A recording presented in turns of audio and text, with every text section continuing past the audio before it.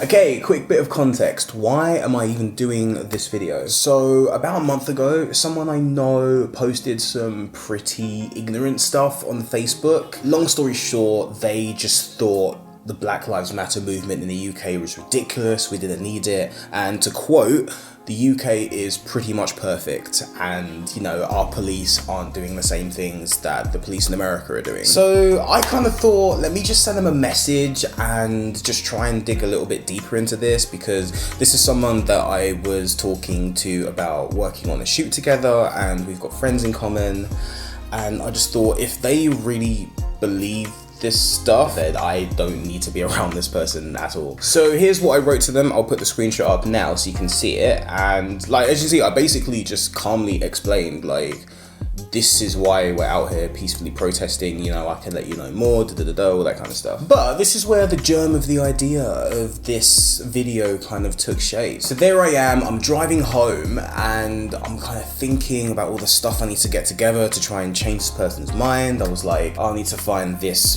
Vice documentary and I'm gonna need to link them to this article from the New York Times or whatever. And honestly, I just couldn't be asked. Translation for my American friends, I could not be bothered out of pure laziness. Like, I'm not an ethics teacher, I'm not your parent, like, I have things to do, like, this isn't my job. So here's my question to all of you, and the point of today's video. If you're on Facebook, Twitter, Instagram, whatever, and you see someone either being just openly racist or like reposting racist press and memes and stuff like that, or just saying things that are racially insensitive, do you A, just block them and delete them because, you know, you don't want someone that thinks that way, like, in your circle? You just block them straight away? Or would your first instinct be to confront them, call them out, however you want to phrase it? Would you say something? As a black person, I have been wrestling with this for my entire life, and here's the thing, like, we're not just talking about black and white. Like, the amount of times that I've been around racism and other forms of discrimination and not said anything is so infuriating. Right, okay, so here's a common thing.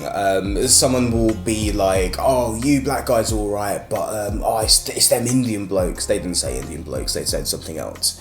They'd be like, oh, it's those lot I can't stand, like, they should all go home, that sort of thing, you know? Or you could even open it up to, like, homophobia and transphobia. Just because I am not gay or trans, people will think it's okay to say slurs relating to those types of people around me, and it's not. So this is why, white people, I'm addressing you directly at this point. You have access to a whole plethora of people that us people of color don't. Okay, so think about it this way. Your racist aunt or whatever, she is never gonna add me on Facebook. We're just not in that same circle. Like, or anyone that even looks like me for that matter. Her Facebook is like completely white. It looks like the majority of 90s sitcoms. But they do have you. And just by being white, the most racist people this country has to offer may actually listen to you. The color of your skin is an immediate safety blanket for these people, because someone that looks like me is always going to make them uncomfortable, whereas they see you and there's at least a 50% chance that you might agree with some of the shit that they put out. So yeah, that's enough from me. I am going to open up the floor to some of my friends and followers on social media who felt comfortable enough to speak on this issue. So I'm gonna sit back and let some other people speak whilst I twinkle away on the piano on this little piece that I wrote to kind of accompany this. But yeah, there are some really, really cool thoughts and comments coming up in this next part. So yeah, please listen to it. And also just feel free to weigh in. Like, this conversation is not over by any means. P.S. Some of you that took part in this said some really good things, but either your audio was really bad or I just ran out of time, so I had to cut it. But we all have social media accounts. Please, please, please continue to speak on this. And also, again, white people addressing you directly, you are allowed to speak on this. This is an everyone issue. Like, I've had a few people say, I'm not sure if I have a voice in this. I don't know whether, you know, I can speak on this issue. Yes, you can.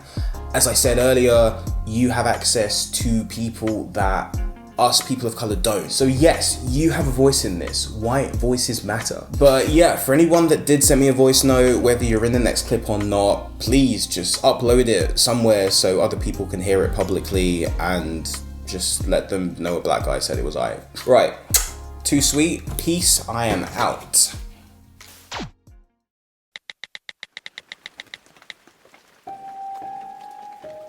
Honestly, like, trying to educate people is exhausting in itself. Like, this is something that should have been done in schools. As usual, the system has failed us. However, I think when it starts to become too much and it starts affecting your own mental health, that's when it's got to stop. So I just think, do what you feel is right at the time. Like, if you feel like you want to educate someone, go for it. If you feel like you want to block them because they're doing your fucking head in and you think they're a racist piece of shit, like, block them. I think first of all, for my sanity and my mental health, I choose not to engage with anyone on social media that isn't a friend, because a lot of us have friends and followers on social media just for the sake of it. They can just be easily deleted and blocked, just for my own sanity. I did engage with a lot of people at first, and it just fell on deaf ears. Maybe because we didn't have that mutual respect, or it's just thinking, oh, this person hasn't spoken to me in like 6 years, but now they're attacking me, because, you know, racists always think people are attacking them for some reason. I don't get it.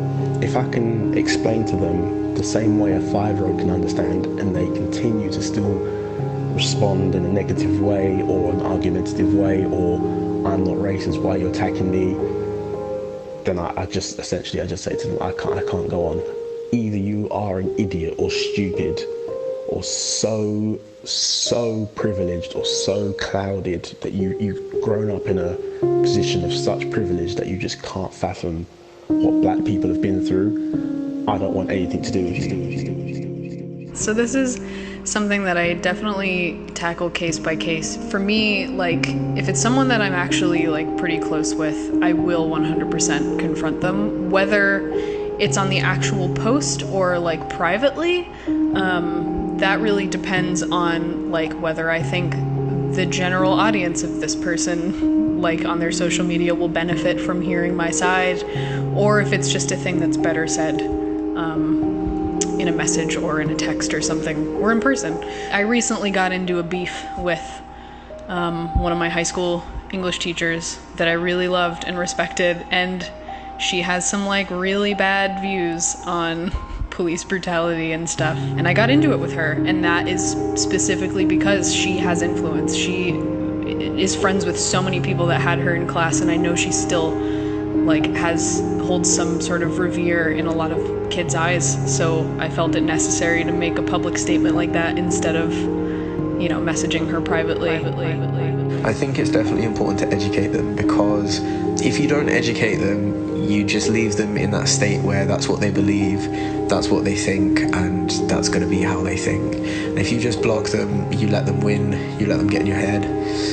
But I think it's important to educate them, especially people who are slightly older, because as cliche and as like excusey as it sounds, they are from a different generation. Things were very different back then. Certain things were acceptable that wouldn't be today and shouldn't be.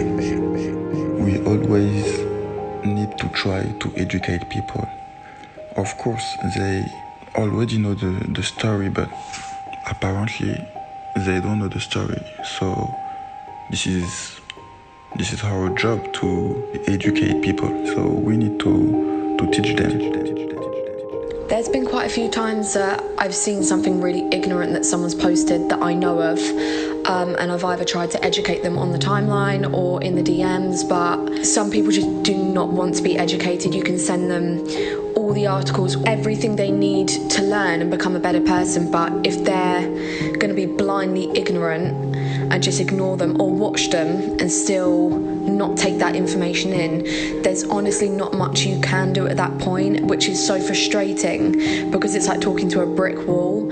So there are just some people that I just know I can't convince. I will delete and block them. Oh, it is very, very frustrating for sure, but I believe educating people is the best way, but a lot of people don't want to be educated. I actually had a situation like this just yesterday with somebody that I know from uni who I used to be like quite good friends with. We talked about like rape culture, we talked about systemic racism, we talked about like sexism, we talked about sort of gender fluidity, and like he's just not up for any of it. Even like, you know, some of my family members have said like some fucking weird shit, and it has like put a real strain on some of my family relationships as well, like my distant family. Like they don't realise like how harmful their views are. But this one guy, I just can't, like, I just had to block him and be like, I'm sorry, but I don't want to know you anymore. I need to be able to feel safe. I need to know that, like, my other friends are going to be safe. If, like, I can't invite this guy out, like, with my friends. Like, knowing that he has these thoughts, like, these views, I just can't, like, I'm all for kind of, like, accepting your differences with people. But on this issue, given that it's such, like, a human issue, that I just can't get past it. And I did just say to him, like, I can't be friends with you anymore. I don't want to know you anymore. And I just blocked him. I know that in the past, for myself, I've done some stuff, I've said some stuff, as everyone has, that you later regret. I've been blessed by having close friends and family who have challenged me when I've done and said something that's wrong. And I'm grateful that I've had the opportunity to learn from it, you know? Without my friends and family holding me to account, maybe I wouldn't have learned from it. If there's even the smallest possibility that by saying something to them, you could potentially affect a positive change in that person, I think it's worth a shot. People can change, people can rehabilitate, and people can change their opinion. If they are brought up only knowing one thing, then I think it is our responsibility as people, as a culture, and then just as individuals to explain that it isn't right. I do think that people have the capability to change their mind, or at least to start to change their mind and start to see things from a new perspective. Usually when I comment on someone's post calling them out for something that I disagree with, they do tend to just delete the whole post, which is kind of annoying. But even them doing that, to me, does show that my response made them doubt that posting that thing was the right thing to do. So I know that's not exactly them accepting that I changed their mind, but I do hope that it's enough to plant seeds to help them just start to see things differently. I just feel like I have to get involved. If I were to opt out of being involved just because it's hard or because it's scary to engage people on these things, then I would be accepting my own white privilege, and I would be accepting that I don't have to get involved. And not everyone has the luxury of just opting out of racism. My uncle's really bad for it. He's sort of one of the ones that's posting all of the whole, this white guy got killed and there's been no justice, blah, blah, blah type thing. And when actually it got dealt with, it was a completely different situation. And I've been commenting on it, like trying to get him to see reason, but he's just not been responding. And honestly, like, what can you do if someone isn't willing to accept that they've shared something false on Facebook? Like, I don't know what else to do that isn't going to cause a bigger divide in my family than there already is. If you're going around blocking people who are posting like racist stuff or anti-Black Lives Matter stuff, then not you're part of the problem, but you're not part of the solution. Like, the solution is to try and get everyone to agree that equality matters. If I saw a family member online who was against the Black Lives Matter movement or being openly racist, it would be a straight confrontation and be like, what the fuck? Because to me, would I want to be associated with someone like that in my family? No, I probably wouldn't want to speak to them afterwards anyway, so confronting them isn't going to make a difference to me, and just to prove a point and just to be like, what the fuck are you doing, basically. So yeah, I would confront them and then block them. So I guess the answer's both, but yeah, confront them and say what an absolute prick they are, and then I'd block them.